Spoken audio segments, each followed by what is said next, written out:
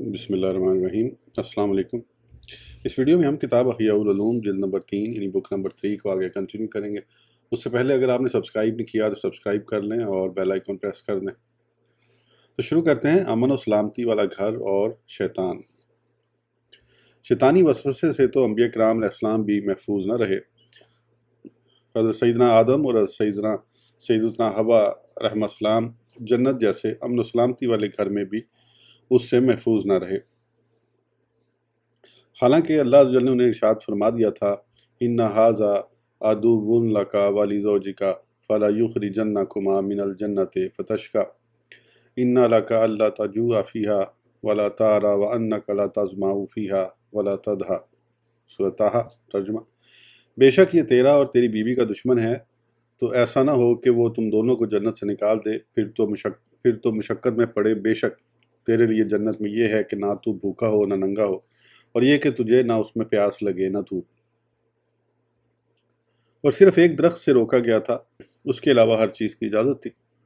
جب ایک نبی علیہ السلام امن و سعادت والے گھر جنت میں شیطان کے وسوسے سے محفوظ نہ رہے، تو ایک عام انسان کی کیا مجال کہ وہ فتنوں و مصیبتوں کی آماجگاہ اور لذتوں اور ممنوع خواہشات کی کان دنیا میں شیطان سے محفوظ رہ سکے۔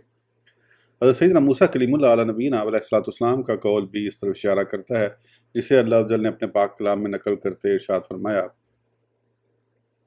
ھذا من اعمال الشیطان۔ اور اسی وجہ سے اللہ عز و جل نے تمام مخلوق کو شیطان سے بچنے کا حکم فرمایا ہے، چنانچہ ارشاد فرماتا ہے یا بنی آدم لا یفتننکم الشیطان کما اخرج ابویکم من الجنہ۔ سورہ الاعراف۔ ترجمہ: اے آدم کی اولاد، خبردار تمہیں شیطان فتنے میں نہ ڈالے جیسا کہ تمہارے ماں باپ کو بہشت سے نکالا۔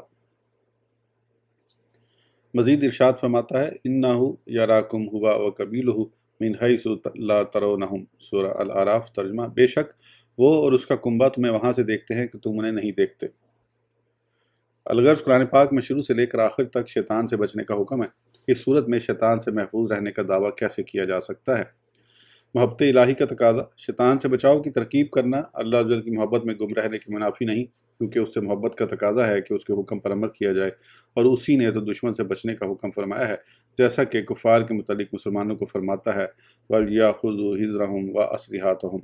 سورہ نساء۔ ترجمہ: اور چاہیے کہ اپنی پناہ اور اپنے ہتھیار لیے رہیں۔ مزید ارشاد فرماتا ہے وَأَعِدُّوا لَهُم مَّا اسْتَطَعْتُم مِّن قُوَّةٍ وَمِن رِّبَاطِ الْخَيْلِ۔ سورہ الانفال۔ ترجمہ: اور ان کے لیے تیار رکھو جو قوت تمہیں بن پڑے اور جتنے گھوڑے باندھ سکو۔ اللہ عز و جل کے حکم کے مطابق جس طرح تجھ پر کافر دشمن سے بچنا لازم ہے جسے تو دیکھ بھی سکتا ہے، اس سے بڑھ کر تجھ پر اس دشمن سے بچنا ضروری ہے جو تجھے دیکھ رہا ہے لیکن تو اسے نہیں دیکھ سکتا۔ خفیہ دشمن۔ حضرت سیدنا ابن مخیریز علیہ رحمہ کا قول ہے کہ ایک شکار ایسا ہے جسے تم دیکھ رہے ہو اور وہ تمہیں نہیں دیکھ رہا، عن قریب تم اس پر کامیاب ہو جاؤ گے، مگر تمہارا ایک دشمن ایسا ہے جسے تم نہیں دیکھ رہے لیکن وہ تمہیں دیکھ رہا ہے، تو ممکن ہے بہت جلد وہ تمہیں شکار کر لے۔ اس سے مراد شیطان ہے۔ شیطان سے بچنا اس لیے بھی ضروری ہے کہ اگر کوئی کافر دشمن سے غفلت برتنے کی وجہ سے قتل ہو بھی جائے تو شہید ہے، مگر شیطان سے بچنے میں سستی کرتے ہوئے ہلاک ہو جانا خود کو جہنم اور دردناک عذاب پر پیش کرنا ہے۔ لہذا رب تعالیٰ کی محبت میں مشغول ہونے سے یہ لازم نہیں آتا کہ جس سے اس نے بچنے کا حکم دیا ہے اس کی پرواہ نہ کی جائے۔ ہماری اس تقریر سے دوسرے گروہ یعنی شامی گروہ کے قول کا بطلان بھی واضح ہو گیا، جو گمان کرتے ہیں کہ بچاؤ کی ترکیب کرنا توکل علی اللہ کے منافی ہے۔ جب ہتھیار اٹھانے، لشکر جمع کرنے اور خندق کھودنے سے رسول پاک صلی اللہ تعالیٰ علیہ وآلہ وسلم کے توکل میں کوئی کمی نہیں آئی، تو جس چیز سے ڈرنے اور بچنے کا حکم اللہ عز و جل نے دیا ہے اس سے ڈرنا اور بچنا کیسے توکل کے منافی ہو سکتا ہے؟ شیطان سے بچنے کی ترکیب کرنا توکل کے خلاف نہیں۔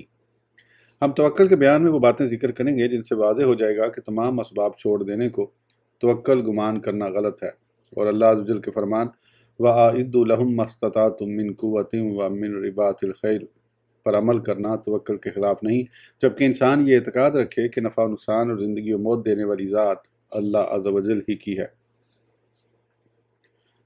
اسی طرح شیطان سے بچنے کی ترکیب کرنا بھی توکل کے خلاف نہیں، جبکہ اعتقاد یہ ہو کہ ہدایت و گمراہی اللہ عز و جل کے قبضہ و اختیار میں ہے اور اسباب محض ذریعہ ہیں جن پر ہمیں اختیار حاصل ہے۔ حضرت سیدنا حارث محاسبی علیہ رحمہ نے اسی کو اختیار فرمایا ہے، اور نور علم گواہی دیتا ہے کہ یہی صحیح ہے۔ نیز بصریوں اور شامیوں کے اقوال سے لگتا ہے کہ وہ عبادت گزار ہیں، جبکہ انہیں علم میں زیادہ پختگی حاصل نہیں، اس لیے وہ یہ گمان کرتے ہیں کہ استغراق باللہ کے وقت جو احوال کبھی کبھی ان پر طاری ہوتے ہیں وہ ہمیشہ رہیں گے، حالانکہ حالتیں بدلتی رہتی ہیں۔ پھر شیطان سے بچنے کے متعلق اس تیسرے گروہ کے مزید 3 گروہ بن گئے۔ پہلا گروہ، ان کا کہنا ہے کہ اللہ عز و جل نے ہمیں دشمن سے بچنے کا حکم فرمایا ہے، لہٰذا اس دشمن کو یاد کرنے اور اس سے بچاؤ کی ترکیب کرنے سے زیادہ ہمارے دل پر کسی چیز کا غلبہ نہیں ہونا چاہیے، کیونکہ ممکن ہے لمحہ بھر کی غفلت کے سبب وہ ہمیں ہلاک کر دے۔ دوسرا گروہ، ان کا کہنا ہے کہ پہلے گروہ کا موقف تو دل کو یکسر اللہ عز و جل کی یاد سے غافل اور ہمہ وقت شیطان کی طرف متوجہ کر دیتا ہے، اور یہی شیطان کا مقصد ہے۔ ہمیں چاہیے کہ اللہ عز و جل کے ذکر و عبادت میں مشغول رہیں، اور شیطان، اس کی دشمنی اور اس سے بچنے کی حاجت کو بھی نہ بھولیں، بلکہ دونوں کو جمع کر لیں، کیونکہ اگر ہم کسی وقت شیطان سے غافل ہو گئے اور اسی لمحے اس نے حملہ کر دیا تو ہم اس کا مقابلہ نہ کر پائیں گے، اور اگر محض اسی کو یاد کرتے رہے تو اللہ عز و جل کی یاد سے غافل ہو جائیں گے، لہذا دونوں کو جمع کر لینا بہتر ہے۔ تیسرا گروہ، یہ محققین علماء کا گروہ ہے، ان کا کہنا ہے کہ دونوں گروہ غلطی پر ہیں۔ پہلا تو اس لیے کہ اس نے صرف شیطان کو یاد رکھا، اللہ عز و جل کے ذکر کو بلا دیا۔ ایسے گروہ کا غلطی پر ہونا واضح ہے، کیونکہ شیطان سے بچنے کا حکم صرف اس لیے دیا گیا ہے کہ وہ ہمیں اللہ عز و جل کے ذکر سے غافل نہ کر دے، تو ہم شیطان کی یاد کو اپنے دلوں پر تمام اشیاء سے زیادہ غلبہ کیوں دیں، جبکہ اس کے ضرر کی انتہا بھی یہی ہے۔ پھر یہ کہ اس طرح تو دل ذکر الہی کے نور سے خالی ہو جائے گا، اور جب شیطان ذکر الہی کے نور سے خالی اور اس کی یاد سے غافل دل کے در پہ ہو جائے تو عنقریب غالب آ جائے گا اور دل اسے روک بھی نہ پائے گا۔ مختصر یہ کہ ہمیں شیطان کا انتظار کرنے اور ہمیشہ اسے یاد رکھنے کا حکم نہیں دیا گیا۔ جہاں تک دوسرے گروہ کا تعلق ہے تو وہ بھی پہلے گروہ کا شریک ہے، کیونکہ اس نے اللہ جل کے ذکر اور شیطان کی یاد دونوں کو دل میں اکٹھا کر لیا ہے۔ اب جتنی مقدار دل شیطان کی یاد میں مشغول رہے گا، اتنی مقدار اللہ عز و جل کی یاد سے غافل رہے گا۔ نیز اللہ عز و جل نے مخلوق کو اپنی یاد کے سوا، خواہ وہ شیطان ہو یا اس کے علاوہ کوئی بھی ایسی چیز ہو جو اس کی یاد سے دور کر دے، اسے بھول جانے کا حکم دیا ہے۔ ذکر الہی کا حق تو یہ ہے کہ انسان دل کو شیطان سے بچانے اور اس کی دشمنی دل میں راسخ کرنے کو اپنے اوپر لازم کر لے۔ جب انسان اس کے مطابق سچے دل سے عمل کرے گا اور شیطان سے دشمنی دل میں راسخ ہو جائے گی، تو اب پوری توجہ کے ساتھ اللہ عز و جل کے ذکر میں مشغول ہو جائے اور دل میں شیطانی حملے کا خوف نہ رکھے، کیونکہ وہ شیطان کی عداوت و دشمنی کو اچھی طرح جاننے کے بعد اللہ عز و جل کے ذکر میں مشغول ہوا ہے۔ اب اگر شیطان اس پر حملہ کرتا ہے تو وہ خبردار ہو جائے گا اور شیطانی وار کو بیکار کر دے گا۔ ذکر الہی میں مشغول ہونا شیطانی حملے کے وقت خبردار ہونے سے ہرگز مانے نہیں، بلکہ جس طرح کسی شخص کو صبح سویرے کوئی کام ہو اور وہ کام کے وقت اٹھنے کا پختہ ارادہ کر کے سو جائے، تو کام کا وقت نکل جانے کے خوف سے بعض اوقات رات ہی میں کئی مرتبہ اس کی آنکھ کھل جاتی ہے، باوجود یہ کہ نیند اسے غافل کر دیتی ہے۔ اسی طرح اللہ عز و جل کے ذکر میں مشغول ہونا خبردار ہونے سے کیوں کر مانے ہوگا، جبکہ اسی طرح کا دل دشمن کو بھگانے کی طاقت رکھتا ہے۔ ذکر الہی میں مشغولیت کے سبب ہی خواہشات مرتی ہیں، علم و عقل کا نور زندگی پاتا ہے اور خواہشات کے اندھیرے چھٹتے ہیں۔ اہل بصیرت اپنے دلوں کو شیطان کی دشمنی اور اس کی گزرگاہوں کا شعور دلا کر شیطانی حملوں سے بچاؤ کو اپنے اوپر لازم کر لیتے ہیں، پھر شیطان کی بجائے ذکر الہی میں مشغول ہو جاتے ہیں۔ اسی ذکر کی بدولت شیطان کے شر کو دور کرتے ہیں اور اس کے نور سے روشنی پا کر تمام شیطانی خطرات سے آگاہ ہو کر ان سے بھی نجات پا لیتے ہیں۔ دل کی مثال گندے پانی والے اس کنویں کسی ہے جسے پاک کرنے کا ارادہ کیا جائے تاکہ صاف پانی اس میں جاری ہو۔ شیطان میں مشغول رہنے والا اس میں گندا پانی چھوڑ دیتا ہے، اور شیطان کی یاد اور اللہ عز و جل کے ذکر دونوں کو جمع کرنے والا شخص ایک طرف سے تو گندا پانی نکالتا ہے، لیکن دوسری طرف سے وہ پانی بدستور جاری رہتا ہے۔ بالآخر وہ تھک جاتا ہے اور گندا پانی کنویں میں باقی رہتا ہے، جبکہ صاحب بصیرت گندے پانی کا راستہ ہی بند کر دیتا ہے اور کنویں کو پاک و صاف پانی سے بھر دیتا ہے۔ پھر جب گندا پانی آنے لگتا ہے تو کسی محنت و مشقت اور تھکاوٹ کے بغیر رکاوٹ کھڑی کر کے اسے بھی روک دیتا ہے۔ 7ویں فصل، عبادات ظاہر کرنے کی رخصتوں کا بیان۔ جان لیجئے ریاکاری سے نجات اور اخلاص کا فائدہ اعمال کو پوشیدہ رکھنے ہی میں ہے، جبکہ ظاہر کرنے میں اگرچہ یہ فائدہ ہے کہ اس کی پیروی کی جائے گی اور لوگوں کو نیکی کی ترغیب ملے گی، لیکن اس میں ریاکاری کا خوف بھی ہے۔ حضرت سیدنا حسن بصری علیہ رحمہ فرماتے ہیں، مسلمان جانتے ہیں پوشیدہ عمل شیطان سے حفاظت کا زیادہ بہتر ذریعہ ہے، لیکن عمل ظاہر کرنا بھی فائدے سے خالی نہیں۔ یہی وجہ ہے کہ اللہ عز و جل نے ظاہر و پوشیدہ دونوں عمل کی تعریف فرمائی ہے۔ فرمان باری تعالیٰ ہے، ان تبدوا الصدقات فانئما ہی وان تخفوها وتؤتوها الفقراء فهو خیر لکم۔ سورہ بقرہ ترجمہ۔ اگر خیرات اعلانیہ دو تو وہ کیا ہی اچھی بات ہے، اور اگر چھپا کر فقیروں کو دو یہ تمہارے لیے سب سے بہتر ہے۔ عمل ظاہر کرنے کی دو صورتیں۔ عمل ظاہر کرنے کی دو صورتیں ہیں: نفس عمل ظاہر کرنا، فراغت کے بعد لوگوں میں بیان کرنا۔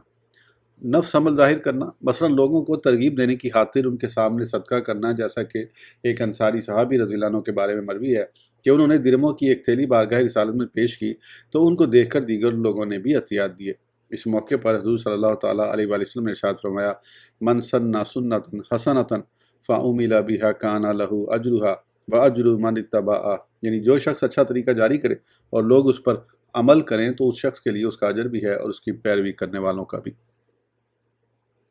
نماز، روزہ، حج و جہاد وغیرہ تمام اعمال کا یہی حکم ہے، البتہ صدقے کی طرف لوگ زیادہ جلدی مائل ہوتے ہیں، جیسا کہ حدیث پاک سے واضح ہے۔ اعلانیہ عمل میں افضلیت: مجاہد جب جہاد میں جانے کا ارادہ کرے اور لوگوں کو جذبہ دلانے کی خاطر ان سے پہلے اپنی سواری تیار کرنے لگے تو اس کے لیے یہی افضل ہے، کیونکہ جہاد در حقیقت اعلانیہ اعمال میں سے ہے، اس کا چھپانا ممکن نہیں، اور اس کے لیے جلدی کرنا اعلان نہیں بلکہ محض جذبہ دلانا ہے۔ اسی طرح جو شخص رات کو نماز پڑھتے ہوئے اپنی آواز اس لیے بلند کرے تاکہ اس کے اپنے گھر والوں اور پڑوسیوں کو خبر ہو جائے اور وہ بھی عبادت کریں تو اس کے لیے بھی یہی افضل ہے، بلکہ ہر وہ عمل جن کا چھپانا ممکن نہیں، مثلا حج، جہاد اور جمعہ وغیرہ، دوسرے کو جذبہ دلانے کی خاطر ان میں جلدی کرنا افضل ہے، جبکہ ریاکاری شامل نہ ہو۔